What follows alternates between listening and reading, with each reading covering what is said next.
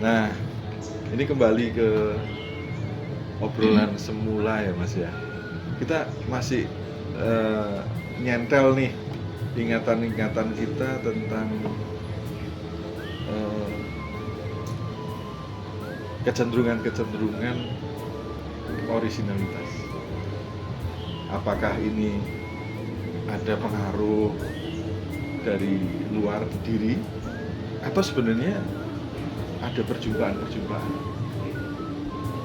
Karena kecenderungan sifat-sifat yang setiap orang itu ternyata ada kesamaan-kesamaan.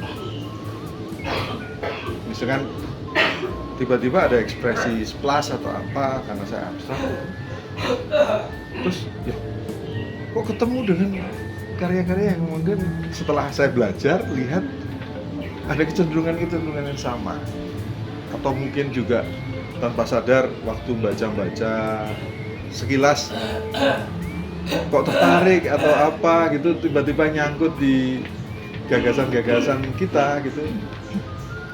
Akhirnya walaupun kita punya jawaban sendiri ya, mungkin jawaban dari menjelaskan ide-ide mereka itu tiba-tiba berbeda juga gitu.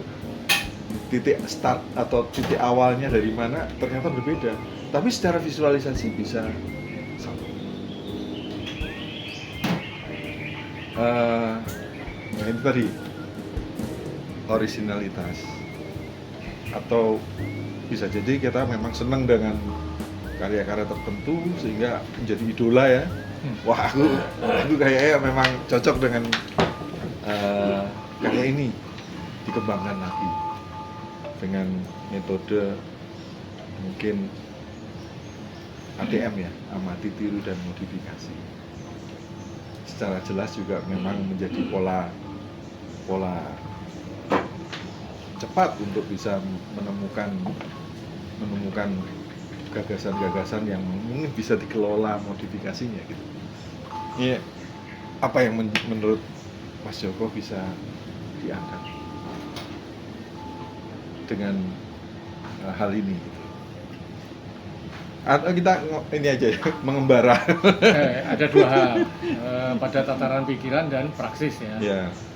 Yang tadi KDM, ATM. kok KDM? Amati, tiru, dan modifikasi. Itu kan sebetulnya juga bagian dari pola modern, tapi itu diabaikan dari sisi pikiran. Tapi itu praktek, gitu. Praktek lebih itu, praktis lah, lebih ya, praktis. Dalam praktek, dalam modernisme itu sangat mungkin memungkinkan bentuk-bentuk pengulangan. Dan itu disistemkan, gitu ya. Yeah. Kenali, amati, modifikasi, tiru, amati, dan modifikasi. Gitu ya. Itu kan juga bagian dari reproduksi kan begitu. Yeah. Modernisme salah satunya kan reproduksi, prinsip-prinsip modern. Percepatan. Nah, kembali ke percakapan mengenai penting dan tidaknya orisinalitas dan otentisitas, gitu kan. Peradaban manusia itu kan udah ribuan tahun, Mas. Iya. Ya. Nah, itu tidak mungkin setiap perkembangan tidak dilalui oleh eksperimentasi sebelumnya, gitu. Ya ada yang genuine betul gitu, menemukan sesuatu gitu. Itu sudah perkecualian saat ini.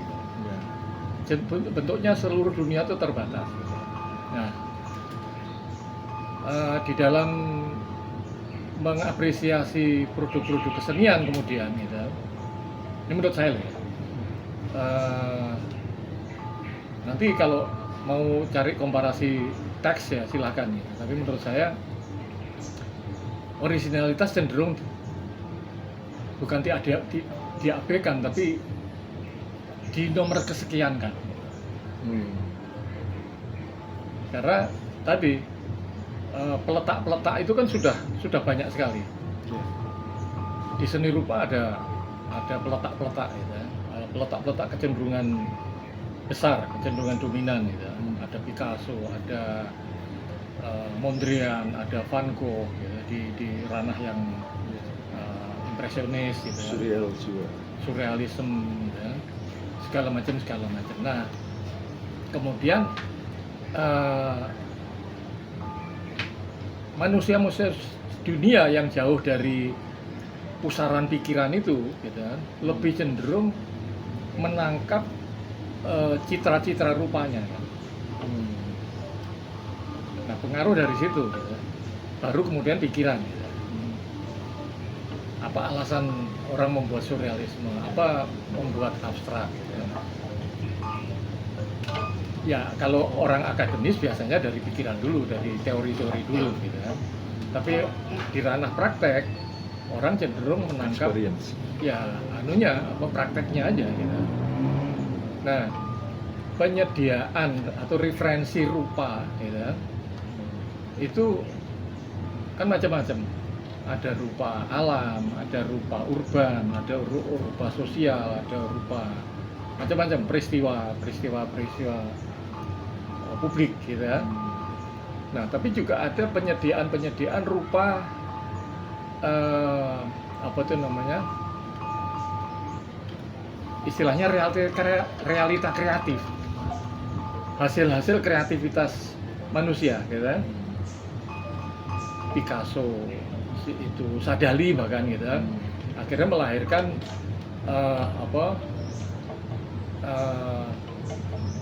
tiruan-tiruannya, gitu kan. Pola Sadali itu diikuti oleh anak buahnya misalnya, gitu kan. Itu kan sangat mungkin, gitu kan. Yeah. Nah, persoalannya bukan siapa meniru siapa, kan gitu. Sekarang ini loh ya, tapi mampu nggak si peniru ini, gitu kan, lebih baik dari yang ditiru. Oke. Jadi ada capaian ya. Ada capaian, gitu kan. Nah, itu nilainya kan itu. Nah, kemudian seberapa jauh yang namanya perupa, gitu, capaian puncaknya ya dia menawarkan rupa yang unik paling tidak. Kedua, yang benar-benar baru, gitu ya. Kenapa misalnya Tomble, gitu ya, ikonik, gitu ya, apa menjadi apa, mentor lah ya, mentor dari seni kontemporer saat ini misalnya ya. Yaitu karena pikirannya, gitu kan. Kalau di barat itu setiap capaian rupa diimbangi dengan pikiran, gitu kan. Nah, capaian rupanya, gitu, kecenderungan Tomble itu mempengaruhi, gitu, memberi meletakkan dasar-dasar kecenderungan, gitu, yang mempengaruhi tindakan-tindakan berikutnya yang berlangsung ya tak terduga. Basquiat misalnya, gitu kan. Itu kan meletakkan dasar-dasar kecenderungan dominan, gitu, yang mempengaruhi, yang berpengaruh, gitu. Nah, pertanyaannya kemudian apakah orisinal, gitu. Seorisinal apa, gitu. Nah, pada akhirnya tidak orisinal banget, gitu kan. Dan apa tadi ada istilahnya mencuri itu apa? Apropriasi. Apropriasi. Nah, apalagi begitu, ya, di dalam percakapan atau realitas perkembangan seni rupa kontemporer itu ada apropriasi, Mas, pencurian itu. Ya, dan artinya seperti nggak kerasa kalau sebenarnya dia ngambil, gitu. Iya. Artinya kalau mengambil yang istilahnya dalam arti telak-telak itu kan beda tuh. Kalau Apropriasi. Ya. Apropriasi itu lebih pada orang nggak akan lihat sesuatu yang serta-merta langsung, oh ini niru, enggak. Tapi sebenarnya dia ngambil, gitu. Jadi ngambilnya sekarang malah sengaja. Sekarang malah sengaja. Dalam kesengajaan penuh. Oke. Karya jenengan, gitu. Saya ambil, saya pamerkan di tempat lain, saya beri artikulasi berbeda, gitu. Bahkan mungkin karya yang telak-telak ada iya, disuasanakan dalam konteks yang berbeda. Sangat mungkin.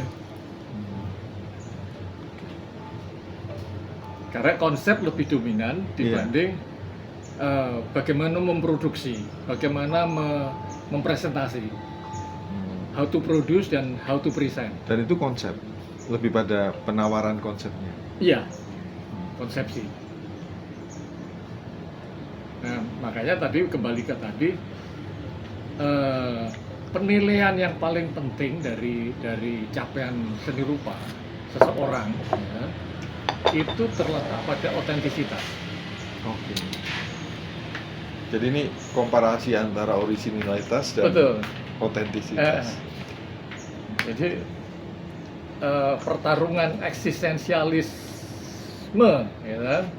Manusia per manusia, seniman per seniman, seluruh dunia itu yang dinilai adalah seberapa jauh si seniman atau seseorang itu meletakkan cap tangannya, tanda tangannya, Sign, signature. karya sebagai tanda tangan. Jadi bukan tanda tangannya itu. Iya, memberikan Tapi, tanda. aku di situ. Nah itu Lebih berkembang lagi. berkembang. Nah,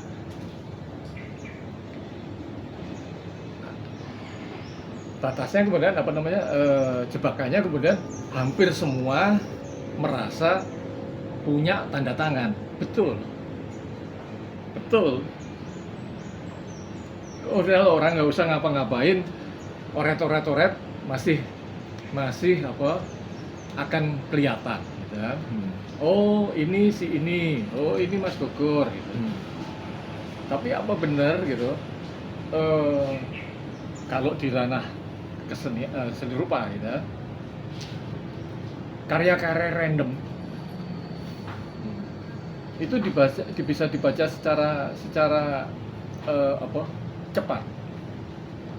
Tidak namanya karya random. Tetap gitu, meskipun secara natural, secara holistik setiap orang itu punya tanda tangan gitu, punya otentisitasnya gitu, yang mewakili dirinya gitu. Tetap diuji dari seberapa jauh seseorang itu menyejarah di dalam kekaryaannya, sampai kemudian menemukan satu keunikan ya, yang betul-betul mewakili dirinya dan berbeda dari kerumunan yang lain Melalui ya proses terus-menerus. proses. Artinya ini menuju pada pemahaman originalitas lagi atau? Ya original sepenuhnya nggak ada, Oke. makanya saya sebut unik, bukan lagi original. Kalau menurut saya unik, Tapi menjadi identitas. identitas. Oke. Jadi bakat otentik yang dibawa secara lahiriah kita ini gitu, kan tetap dikembangkan. Oke. Kepribadian kita mulai dari TK sampai Dibangun. saat tua ini kan dibangun, Mas. Dibangun. Ya, kalau tidak ya kita jadi umum gitu. Jadi common Ya. gitu. Jadi ya rombongan ombyoan lah Ya. gitu. Tapi karena kita terus mencari akhirnya ketemu yang unik, original. Ya bisa disebut original tapi ya bisa tidak gitu, Dalam tergantung proses. dari pembedahannya kayak apa. Ya. Tapi otentik karena memang Berproses. unik itu otentik. Oke. Saya pernah ada satu pembicaraan tentang unik, berdaya, dan vibrasi. Wah, vibrasi itu impact, tidak sekedar impresif, tapi impact, nampol istilahnya, menggerakkan, gitu. Ya. Karya yang menggerakkan, Ya. impactful. Gitu. Kalau dulu zaman era awal itu kan mengesankan ya, gitu. Baru sebatas mengesankan. Nah, tuntutan berikutnya kemudian nggak cukup mengesankan, nampol, Berdaya. mempengaruhi, gitu, Oke. menggetarkan. Gitu. Ya. Wah, ini nggak lama kita ketemu, tapi cukup bisa memberikan wawasan ya Mas ya. Ya, adalah ngobrolan.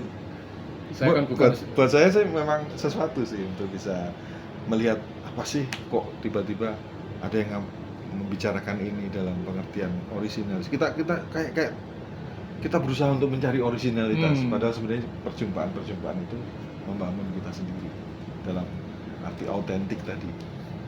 Jadi saya ngobrol begini itu sebagai teman aja Mas. Kita nggak ada salahnya bahwa saling tukar cerita pengalaman. Gitu. Jadi rupanya gitu yang saya ambil manfaat dari hidup ini. Gitu. Meskipun nanti begitu mati pengalaman itu hilang. Tapi kesaksian tuh setidaknya kalau direkam gini masih ada. Ini pengalaman Mas Joko waktu di Planet Senen itu kan kita juga sesuatu yang mungkin generasi sekarang tidak menjejaki, tapi mungkin juga suatu saat kita bisa sharing juga Mas. Siap. Ya sebatas yang saya mampu ya, istilah yang saya pernah dapat dari lingkungan kultural saya ya, sak gaduk-gaduke gitu, semampu-mampunya semampu-mampunya mencapai, semampu-mampunya pengucapan, semampu-mampunya sanggit ya, apa yang saya pikirkan, saya tafsirkan, itu saja. Dan jangan lupa dua arah. Ya. Jadi meskipun jenengan banyak diam, gitu, saya ngoceh, gitu. Enggak lah Mas. Sebetulnya dasarnya sing nuturi dituturi Mas. Jadi saya ngobrol itu sebenarnya ya mantul, gitu, gitu, terus menerus gitu, proses itu.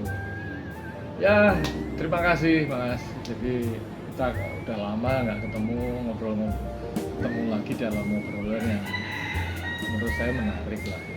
Hangat lah ya, perjumpaan yang hangat. Gitu. Terima kasih. Matur nuwun. Loh, aku terima kasih. Dengan ternyata orang Malang ya. Loh, dapat info. Pak Joko. Aku kan Kediri. Kediri ya. Tapi kan pernah di Malang, pernah di Surabaya. Gitu. Saya Lumajang tapi ya sekolah. nggak jauh lah. Ya. Nggak jauh. Ya, Matur nuwun.